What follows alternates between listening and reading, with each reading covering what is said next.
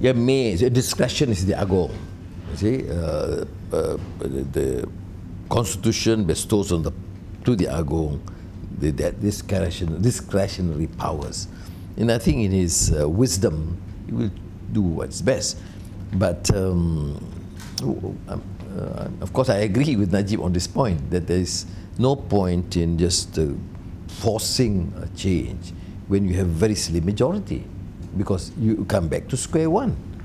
Then there will be hassle about one or two MPs not happy with their positions, then back. So I agree that there should be somewhat relatively comfortable majority. Have you reached out to MPs in Sarawak, GPS and whatnot? No, I talk to everybody. Has there been positive feedback? There's been no. I mean, I'm engaging with everyone. Possible, and not everyone. You know. Dr. Sri, you mentioned that you don't want to wait until the next election. You want something sooner, and then you're not really telling us how many numbers you have. So, what option does Harapan have right now? All options on the table. If we have the numbers, we go now. If we are, a slim majority, then we should be working and reorganizing our the machinery, strengthen the machinery, election machinery, and prepare for the elections. I'm just thinking that we have lost the Malay base completely. Yes, we did at some time, but we also go on the ground. It's not necessarily. I mean, Chini, although we decided not to contest, I was, objectively surprised that the extent of the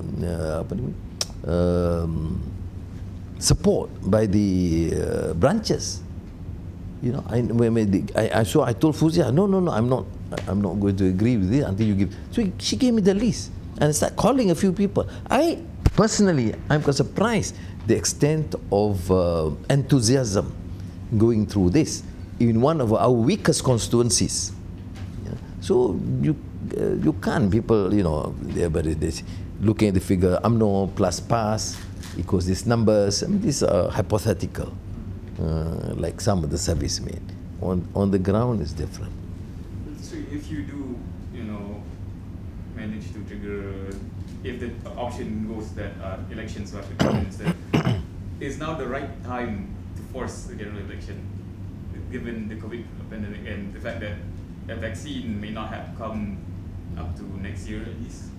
General elections, yeah, I agree. It's going to cost us 1 billion ringgit, and there will be SOP, which is going to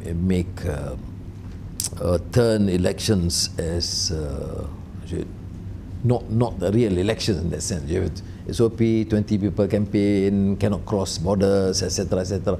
So I don't think generally the feeling that we should go for an elections right now.